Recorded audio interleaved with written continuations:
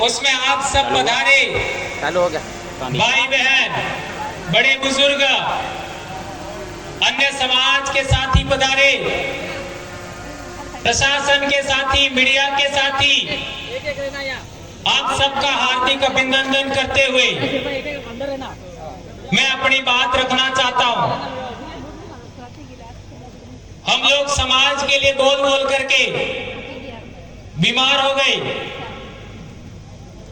और हम नहीं चाहते थे कि आज हम बोलें, लेकिन बहुत सारे लोग नए आए और इसके लिए हमारे साथियों ने आग्रह किया कि बोलना ही पड़ेगा। तो आप लोगों के बीच में कुछ बातें मैं बहुत इंपॉर्टेंट है वो कहना चाहता हूं। सबको पता है कि ये जो विश्व आदिवासी दिवस का कार्यक्रम है वो सामाजिक कार्यकर्ताओं के नेतृत्व में होता है। और सामाजिक कार्यकर्ता कौन, किसको सामाजिक कार्यकर्ता कहेंगे?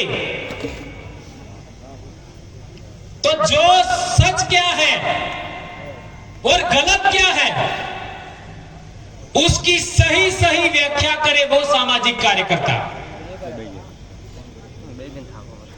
सच क्या है और गलत क्या है उसकी सही सही व्याख्या करे वह सामाजिक कार्यकर्ता।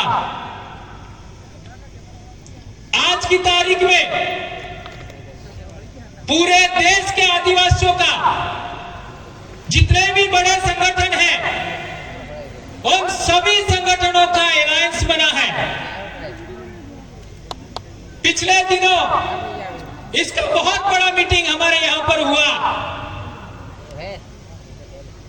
आज हम लोग जो भी काम कर रहे हैं उसको देश के दूसरे लोग स्वीकार कर रहे हैं, उसको आगे बढ़ा रहे हैं और अपने अपने इलाके में अमल कर रहे हैं। उसका परिणाम यह हुआ कि पूरे देश में एक जैसी व्यवस्था हो रही है। आज डूंगरपुर की बात करूं मैं, आज जितने लोग विश्व आदिवासी दिवस के लिए डूंगरपुर में आए उतने लोग शांतिपूर्ण कभी डूंगरपुर में आए थे? ये केवल और केवल आदिवासी परिवार की अनुशासन नियमावली है कि यहाँ पर लोग शांतिपूर्ण आते हैं और शांतिपूर्ण जाते हैं। आपका बेड़ेश्वर में कार्यक्रम हुआ था कोरोना के आसपास, उसमें आपने देखा लाखों लोग आए थे लेकिन किसी प्रकार का कोई गड़बड़ नहीं हुआ। इसी तरीके से मानगढ़ पर इस साल भी हमने कार्यक्रम किया। पिछले 4-5 साल से हम लगातार कार्यक्रम कर रहे हैं लेकिन किसी तरीके का कोई दिक्कत नहीं हुआ। शांतिपूर्ण लोग आते हैं, शांतिपूर्ण जा रहे हैं। देश के किसी भी आदिवासी इलाके में जाइए,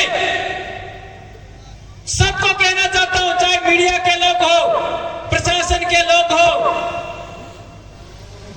कहीं पर भी आदिवासियों का कार्यक्रम होता है, जिस तरीके के यहाँ के लोग शांति से बैठते हैं, शांति से सुनते हैं, किसी प्रकार का अव्यवस्था नहीं होता, ऐसा नायाब उदाहरण भारत के किसी भी कोने में नहीं मिलेगा। कुछ न कुछ उल्टा पुल्टा हो ही जाता है। और विशेषकर खान पान की बात करें, हमने हमारे लोगों को समझाया 300 साल का हमारे संतों का आंदोलन है। संत मावजी महाराज, संत सुरमाल खराड़ी महाराज, संत गोविंद गुरु महाराज, संत देवापुरी महाराज, संत गोविंद गुरु महाराज, संत कुरिया महाराज और आज तक जितने मेट कोटवाल का अधिपति हैं उन सब के आंदोलन का जो निचोड़ है कि हमारे समाज में दारू 100% बंद होना चाहिए। सभी संतों के आंदोलन का सबसे बड़ा मोटिव था कि आपका आदिवासी बेल्ट में दारू 100% बंद होना चाहिए। इस बात को आज तक आदिवासी परिवार के अलावा कौन बोल रहा है, बताओ मेरे को। क्या कोई बोल रहा है क्या? और कोई बोलता भी है तो सुनता नहीं है। आज देख लो, यहां पर लाखों लोग आए हुए हैं, लेकिन पिया हुआ कौन है, बताओ मेरे को, है क्या? इतना बड़ा बदलाव कैसे हुआ, यह सबको समझना पड़ेगा। हमने हमारे समाज को समझाया, युवाओं को समझाया कि हमारे संतों का हमारे इलाके में 300 साल का आंदोलन है, उसकी हमें इज्जत करनी है। आज इतना बड़ा बदलाव हो गया। 352 हमारी पंचायतें हैं डूंगरपुर में, और इस कार्यक्रम के लिए 292 पंचायतों ने पैसा दिया इस कार्यक्रम के लिए। क्या आज तक कोई माई का लाल ये कर पाया? यह सवाल है मेरा। 292, यह भी रात का आंकड़ा दे रहा हूं। इस कार्यक्रम के लिए 75 के करीब हमारे कर्मचारी साथियों ने पैसा दिया। क्या किसी संगठन को इतने सारे लोग पैसा देते क्या? और मैं भी कर्मचारी हूं। कर्मचारी के हाथ से पैसा लेना इसलिए कोई छोटा काम समझते हो क्या? और वो भी हमारे देशों से। विचार करिए, 5.5 लाख के आसपास तो वीसीसी का पैसा है, 1.5 लाख के आसपास कर्मचारियों का पैसा है। अब बताओ, यह कार्यक्रम सामाजिक है या क्या है? 100% सामाजिक कार्यक्रम है। और कई लोग इस पर तोहमत लगाते हैं, आरोप लगाते हैं। और आदिवासी परिवार को जिसने गाली दिया है, आदिवासी परिवार को जिसने गलत कहा है, उन सब के बाजड़े उठ गए हैं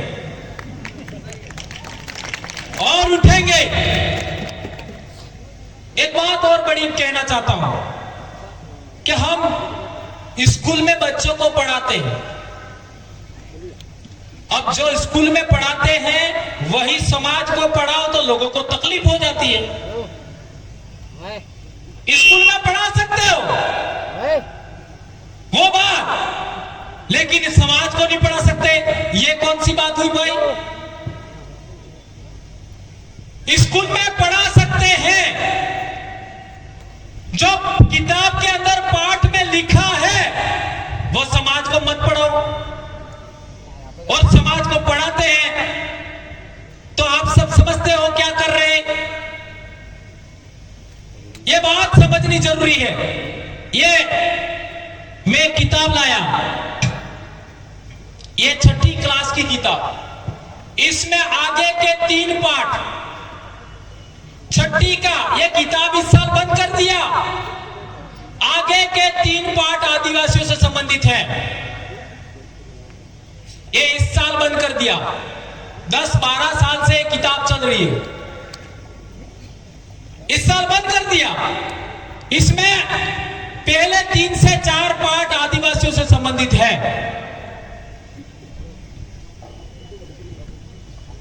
ये जो इस साल जो सामाजिक ज्ञान आई है, इसमें आदिवासियों के बारे में क्या है आप लोग पढ़ लेना। ये उदाहरण है, ये आपका ये 7वीं की किताब, ये लास्ट इस साल है, ये 7वीं की किताब है। इसमें आदिवासी का पाठ दिया है, उसको पढ़ो तो सही, क्या लिखा इसमें। और ये गारंटी है, ये किताब भी आने वाले साल बंद तो होने ही वाली है, तो ये पाठ भी जाएगा। हमारे साथ कितना अन्याय हो रहा है, कितना शोषण, कितना दमन हो रहा है। 10-12 साल से किताबें चल रही थी। इसमें आदिवासी का पाठ है, ये 7वीं की किताब। इतना सा समाज को पढ़ाने के लिए हमें कितना पापड़ बेलना पड़ता है। इस किताब को आप पढ़िए, आपको समझ में आएगा इसमें आदिवासियों के बारे में क्या लिखा है। और इसके साथ ही आप लोग ये देखिए, ये 8वीं की किताब, ये 1 साल बाद ये भी बनोगी। इसमें भी आदिवासियों के बारे में पाठ है, इसमें भी आदिवासियों के बारे में पाठ है, जानकारी है। लेकिन यह जानकारी यहां पढ़ के सुना दे तो भी कई लोगों को तकलीफ हो जाए। मैं क्या कहना चाहता हूं कि स्कूल में अभी